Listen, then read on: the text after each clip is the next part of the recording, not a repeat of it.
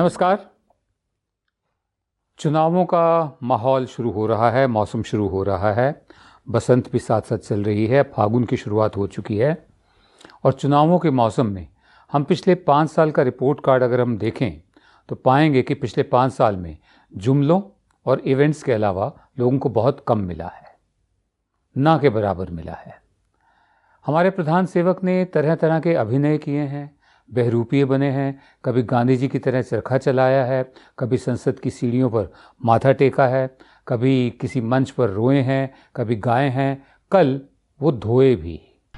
इतिहास में शायद पहले ऐसा कभी नहीं देखा गया होगा कि एक प्रधानमंत्री अपने हाथों से सफाई कर्मियों के पैर धो रहा हो। उन्होंने धोना भी शुरू कर दिया। अब रोना और धोना, इसका मतलब आप सबको समझ में आ गया होगा कि रोना और धोना एक साथ क्या होता है। कुंभ में स्नान करने के बाद, नहाने के बाद, वो भी एक रेनकोट नुमा कुछ पहन के या कुछ पठान सूट नुमा कुछ पहन के स्नान करने के बाद उन्होंने सफाई कर्मचारियों के पांव धोए। अब ये पांव धोने वाला जो विश्वास है, ये पांव छूने वाले विश्वास की तरह है।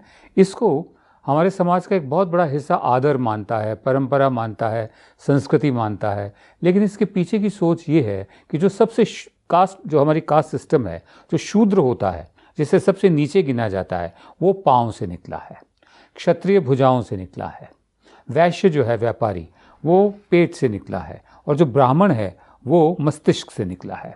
तो जो शूद्र है, जो सबसे तुच्छ हिस्सा है कास्ट मतलब सिस्टम का हमारे, और हमारे शरीर में भी पाँव मिट्टी से सने होते हैं, धूल मिट्टी से, मैं उनको भी धोता हूँ, और जो धोकर उसका जो मैला निकलता है उसको मैं चरणामृत मानकर पीता हूँ। अब हमें मालूम नहीं कि प्रधान सेवक ऐसा अक्सर करते हैं क्या, कि सफाई कर्मचारियों को घर बुला के हर रोज़ सुबह उनके पाँव धोते हैं, या हर हफ्ते धोते हैं, या हर महीने धोते हैं, या हर साल धोते हैं, या पिछले 5 साल में कितनी दफ़े उन्होंने धोए। अगर धोए होते तो कहीं ना कहीं फ़ोटो ऑप बना के उसकी वो चर्चा ज़रूर करते, उसको प्रचारित ज़रूर करते। तो हमें शक है कि जो कल किया गया वो सिर्फ दिखावा था। इस पर बैजवाड़ा विल्सन हैं, बैजवाड़ा विल्सन रैमन मैग्सेसे अवार्ड पा चुके हैं। वो जो मैला ढोने वाले होते हैं, वो जो सफाई करने वाले होते हैं, जो रोज़ हमारे गटरों में उतरते हैं लोग सफाई करने के लिए, हाँ, उन पर बहुत काम कर चुके हैं। बैजवाड़ा विल्सन से मेरे एक पुराने सहयोगी रहे हृदेश जोशी, उनकी बात हुई थी, और उसको उन्होंने अपने एक गांव कनेक्शन नाम के एक प्लेटफॉर्म है, उसके लिए उन्होंने बात की थी। तो हृदेश जोशी से बैजवाड़ा विल्सन का कहना है, मैं आपको पढ़ता हूँ, कि सफाई कर्मचारियों को बराबरी का दर्जा देना चाहिए, पैर धोना उनका अपमान है। और बैजवाड़ा विल्सन का ये कहना है कि कुंभ में सफाई कर्मियों के पैर धोना असंवैधानिक है, अनकॉन्स्टिट्यूशनल भी है। ये उन्हें तुच्छ दिखाकर खुद को महामंडित करने जैसा है। अब आप इस बात को समझिए, आप उनके पाँव क्यों धो रहे हैं? क्यों? क्योंकि आप समझते हैं और दुनिया समझती है कि ये तुच्छ हैं, ये सबसे नीचे के लोग हैं। तो मैं इनके भी पाँव धोता हूँ तो उनको तो मैं तुच्छ बना रहने देता हूँ, लेकिन मैं खुद महान हो जाता हूँ कि देखो जो सबसे नीचे के लोग हैं मैं उनके भी पाँव धो रहा हूँ, मैं कितना महान हूँ।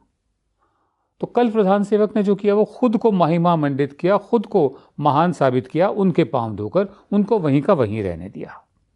ठीक है। विल्सन पिछले कई दशकों से मैला उठाने के काम में लोगों के बीच काम कर रहे हैं। तो उन्होंने कहा कि प्रधानमंत्री को सफाई कर्मियों और दलितों के पैर नहीं धोने चाहिए, बल्कि उनसे हाथ मिलाना चाहिए। पैर धोने से कौन ग्लोरीफाई महिमा मंडित होता है? कौन ग्लोरीफाई होता है? प्रधानमंत्री ही होते हैं ना, वो तो नहीं होते। प्रधानमंत्री हर जगह हर एक को जाकर गले मिलते हैं, वो गले ही मिल लेते। गले मिलने से भी तब भी प्रधानमंत्री ही महान बनते, वो वहीं के वहीं रहते। जो सीवर में उतरते हैं, जो गटर में उतरते हैं, जिनकी मौत होती है, वो इतनी सारी औरतें जो मैला सिर पे ढोती हैं, ओपन लैट्रिन जो होती हैं, उस पर जो हमारे शरीर से निकली गंदगी है अपने सिर पर ढोकर चलती हैं, उनको मतलब उनके पाँव धोने से आप खुद अपने आप को महान दिखा रहे हैं। आगे लिखते हैं, उनकी ये टीवी और इंटरनेट पर चली तस्वीरें राजनीतिक संदेश भी देती हैं। मोदी अकेले नहीं हैं, उससे पहले भी अनुसूचित जाति के लोगों को लुभाने के लिए नेता कुछ ना कुछ ऐसी नौटंकी, कुछ ना कुछ ऐसा करते रहते हैं। एक वक्त राहुल गांधी भी अनुसूचित जाति के लोगों के घर जाकर रहे थे और खाना खाया था। बीजेपी के अध्यक्ष अमित शाह और बीजेपी के दूसरे नेता भी इस तरह कर चुके हैं, जबकि सफाई कर्मियों और मैला ढोने वालों की जो हालत है वो खराब बनी हुई है। उनके लिए कोई कदम नहीं उठाया गया है। केरल में मशीनें मंगाई जा रही हैं, सक्शन मशीनें, कि जो गटर हैं, जो सीवर है, उनसे गंदगी सक कर सके, मशीन के जरिए बाहर निकल जा सके।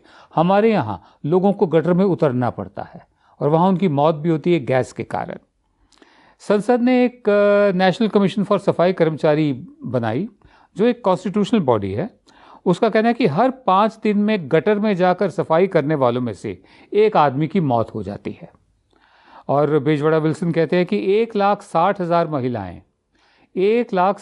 महिलाएं ड्राई लेटरिन साफ करके मैला ढो रही हैं, जो मैंने आपको अभी बताया, सर पे वो हमारी गंदगी ढोती हैं। उनके काम करने के हालात सुधारने के लिए सरकारें कुछ नहीं करती। पिछले 2 महीने में 13 लोगों की मौत हुई है।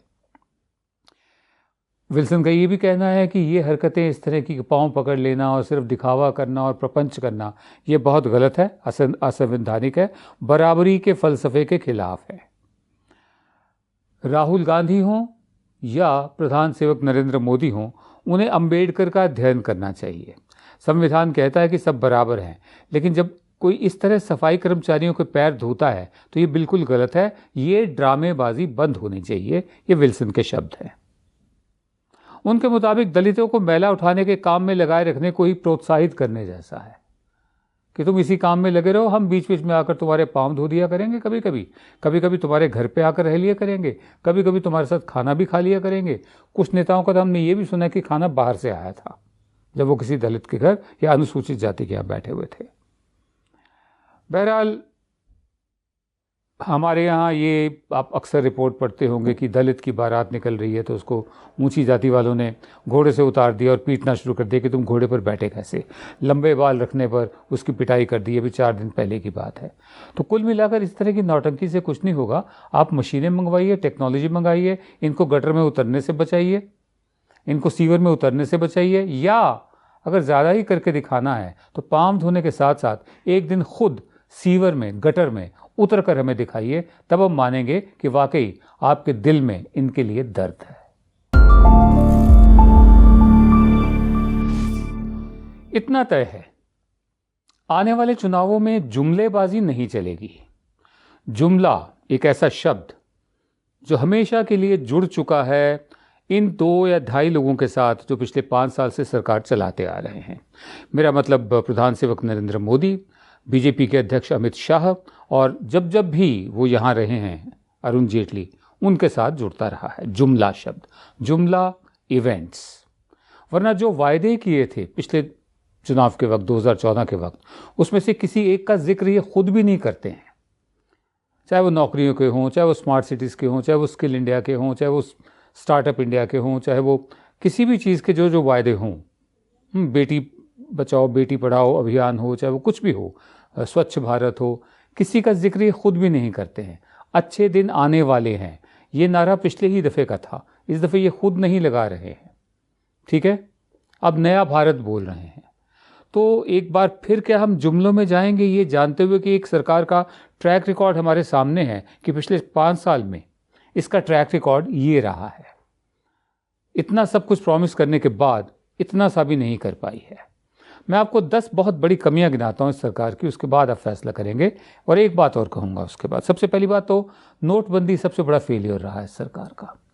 नोटबंदी का जो कहा गया था कि ब्लैक मनी ख़त्म होगी, वो ख़त्म नहीं हुई, बल्कि वापस ही आ गई, सब लेजिटिमेट हो गई, कानूनी हो गई। ये कहा था कि आतंकवाद की कमर टूट जाएगी। पुलवामा इसका ताज़ा गवाह है कि कितनी कमर टूटी है और कितनी घटनाएं हुई हैं। तो नोटबंदी एक बहुत बड़ा फेलियर रहा है। दूसरा फेलियर रहा है कि जो हमारे किसान हैं उनकी आत्महत्याओं में कमी नहीं हुई, बल्कि बढ़ोतरी ही हुई है। जो मिनिमम सपोर्ट प्राइस का जिक्र हुआ था वो नहीं दिया गया। स्वामीनाथन फॉर्मूला जो किसान मांग कर रहे हैं उसको नहीं दिया, बल्कि अपने ही किस्म से कुछ बनाया गया, जिससे आज भी किसान संतुष्ट नहीं है। तो किसानों को लेकर भी इस फ्रंट पर भी फेलियर है। जुमला जो मर्जी कहते रहे, नारा जो मर्जी लगाते रहे कि किसान का हित हमारे दिल में है, वगैरह वगैरह। उसके बाद है रफाल डील। रफाल डील आप देखिए, जहाँ जहाँ ये ऑपोजिशन की रैलीज हो रही हैं, चौकीदार ही सिर्फ बोलते हैं, बाकी लोग कहते हैं चोर है। ठीक है, रफाल डील की जितने जहाज़ चाहिए थे एयरफोर्स के, उसकी तादाद कम की गई। 126 मांगे थे, 36 किए गए, फिर 18 बोले, फिर 22 बोले। और निर्मला सीतारमण जो एक तरह से डिफेंस मिनिस्टर है, यूं तो अरुण जेटली ही बोलते हैं हर चीज़ पे, निर्मला सीतारमण जो एक तरह से डिफेंस मिनिस्टर है, उनका कहना है कि एयरफोर्स की जो ज़रूरियात होती हैं वो वक्त वक्त पर बदलती रहती है। माने अभी 4 साल 5 साल पहले तक 126 की ज़रूरत थी, अब सिर्फ 36 की ज़रूरत है। उनका कहना है कि अब ड्रोन हैं, इसलिए हम ड्रोन का इस्तेमाल कर सकते हैं। किसी विशेषज्ञ को भेजिए, किसी एक्सपर्ट को भेजिए, लोग जानते हैं। ये बहुत it becomes very embarrassing when the defence minister of a country speaks like this, कि लोग बेवकूफ़ हैं, उन्हें मालूम नहीं है। उसके अलावा जो हमारे इदारे हैं, संस्थान हैं, उनको एक एक करके कमज़ोर किया गया है, चाहे वो रिज़र्व बैंक ऑफ इंडिया हो, चाहे वो CBI हो, चाहे वो CAG हो, एक एक करके कमज़ोर किया गया है। यूनिवर्सिटीज़ में जिस तरह से लोग रखे गए हैं, यूनिवर्सिटीज़ को जिस तरह से कमज़ोर किया गया है, UGC के फ़ंड्स काटे गए हैं, यूनिवर्सिटीज़ के फ़ंड काटे गए हैं। उच्च शिक्षा जो है, हायर एजुकेशन, वहाँ पर ये सरकार एकदम फेलियर साबित हुई है। उसके अलावा आप आगे और चलें, जो नफ़रत का माहौल फैला है, हमें सबसे बड़ी चिंता उसकी है। दलितों के ख़िलाफ़ नफ़रत, मुसलमानों के ख़िलाफ़ नफ़रत, अब कश्मीरियों के ख़िलाफ़ नफ़रत। जो नफ़रत वाला जो है ना मामला, इससे हमें बहुत चिंता है। और जो पूरी जो ट्रोल आर्मी एक भाड़े की इकट्ठी कर रखी है, जो इस तरह की ज़ुबान का इस्तेमाल करती है कि शरीफ आदमी उठें और दूर जाकर बैठ जाएं। उनको लेकर कभी भी प्रधान सेवक ने आज तक अपने मुंह से कुछ नहीं बोला कि ऐसी भाषा का इस्तेमाल नहीं करना चाहिए। कश्मीर को देखिए, इस दफ़े तो इनकी अपनी सरकार बनी थी महबूबा मुफ्ती के साथ, बावजूद इसके सन 96 के बाद से लेकर अब तक हालात इतने बुरे नहीं हुए हैं। जितने सैनिक हमारे शहीद हुए हैं, जितने जवान हमारे शहीद हुए हैं पिछले सालों में, इससे पहले नहीं हुए थे। मोहन भागवत जो RSS के प्रमुख हैं, हालांकि वो एक सांस्कृतिक संस्था हैं, उनको भी कहना पड़ा था कि जब युद्ध नहीं चल रहा, जब जंग नहीं हो रही, तो सैनिक शहीद क्यों हो रहे हैं? काम ठीक से नहीं हो रहा। पुलवामा इसका गवाह है, ताज़ा गवाह है। पुलवामा पर भी मैं आऊँगा। उसके अलावा आप देखें आगे तो आधार कार्ड, सब चीज़ें आधार के साथ लिंक करने की कोशिश, जो एक नागरिक है उसकी पूरी जानकारी अपने पास रखने की कोशिश, जिसमें सुप्रीम कोर्ट को दखल देना पड़ा, बहुत सारी चीज़ों से आधार को हटाना पड़ा। एक पुलिस स्टेट जैसे बन जाती है ना, कि आप सांस भी लें तो भी पुलिस को मालूम होगा आप सांस लेंगे। आपके घर में तुरई की सब्ज़ी बने, मालूम होगा कि हाँ आज आपके घर में ये सब्ज़ी बनी है। हर चीज़ पे एकदम जब पुलिस स्टेट बन जाए तो एक वो स्थिति आनी शुरू हो गई थी आधार की वजह से। सुप्रीम कोर्ट ने भी रोका है, लेकिन मामला अभी भी अटका हुआ है। उसके अलावा आप ये देखिए कि पड़ोसी देशों में हमारी साख कितनी कम हुई है। मालदीव जैसा देश हमें आंखें दिखाता है, नेपाल हमारे हाथ से जा चुका है, लगभग चीन के साथ चला गया है, भूटान सोच रहा है, श्रीलंका देख लीजिए वो भी चीन के साथ जा रहा है। कहाँ सिर्फ 5 साल पहले तक हमारी आवाज़ सुनी जाती थी, रुतबा था, रसूख था, अब वो भी नहीं है हमारा। बहरहाल सबसे बड़ी चोट जो इन्होंने दी है और झूठ बोला और पूरा नहीं कर पाए, वो तो नौकरियों का। 2 करोड़ नौकरियों का वादा था, अब 2 करोड़ नौकरियां नहीं हो पाई। बहुत बड़ी तादाद में जो नौजवान हैं वो बेरोज़गार हुए हैं, फैक्ट्रियां बंद हुई हैं, मिलें बंद हुई हैं, छोटे छोटे उद्योग बंद हुए हैं, छोटे व्यापारी बंद हुए हैं। लोग पैसा यहाँ का चुरा कर भाग गए हैं देश से, हज़ारों करोड़ रुपया अभी तक एक भी वापस नहीं आया है शख्स। बीच बीच में ये चाहे वो ऑगस्टा वेस्टलैंड हेलीकॉप्टर डील हो या इस तरह के लोगों को लाने की कोशिश की गई है, लेकिन अभी तक निकला क्या है? रॉबर्ट वाड्रा की जो इंटेरोगेशन है वो चलती जा रही है। अब मैं कहीं पढ़ रहा था, इंटेरोगेशन जितनी लंबी हो इसका मतलब उतनी नाकाम है, उतनी नाकाम होती जा रही है। तो कोई नतीजा सामने लाइए, उसको गिरफ्तार करना कीजिए, कुछ तो करिए। और आखिर में इन सब चीज़ों से ध्यान हटाने के लिए पुलवामा का इस्तेमाल किया जा रहा है, देश प्रेम उसको जगाया जा रहा है। ये बड़ा पुराना अपनाया हुआ तरीका है, चाहे वो करगिल के वक्त हो, चाहे वो कभी भी हो। देश प्रेम के हल्ले में अच्छे अच्छे लोग चुप हो जाते हैं कि कहीं हमें देशद्रोही ना कह दिया जाए। जितनी कमियां मैंने गिनाई हैं, जितने फेलियर्स मैंने गिनाए हैं, अब उन पर चर्चा करना विपक्ष का काम है। लेकिन विपक्ष हमेशा की तरह चालाकी से बैठा हुआ है। जैसे पहले 3 साल हाथ पर हाथ रखकर बैठा रहा कि इनको अपने आप ही ऊपर चढ़ने दो, अपने आप ही नीचे आने दो। इस वक्त ज़रूरत है, क्योंकि समय बहुत कम रह गया है, दूध का दूध पानी का पानी करने की ज़रूरत है। नरेंद्र मोदी डिबेट पुरानी हुई, नरेंद्र मोदी इतिहास का हिस्सा हुए जब तक कि वो दोबारा नहीं आते। ठीक है, इस वक्त हमें चुनना ये है कि किस तरह का भारत चाहिए। ऐसे लोगों के हाथ में भारत देना चाहिए जिनके 5 साल हमारे सामने हैं, जो कुछ नहीं कर पाए हैं, जुमले देते रहे हैं, इवेंट देते रहे हैं, या कुछ और विकल्प खड़ा हो। विकल्प हमेशा डेमोक्रेसी में खड़े होते हैं, डिक्टेटरशिप में, तानाशाही में नहीं खड़े होते हैं। देखना ये होगा, आपको ये बात याद रखनी होगी, ध्यान रखना होगा कि सिर्फ चालाकियों से, जुमलों से, इवेंट्स से मुल्क नहीं चला करते। हम बहुत पीछे चले गए हैं। नमस्कार।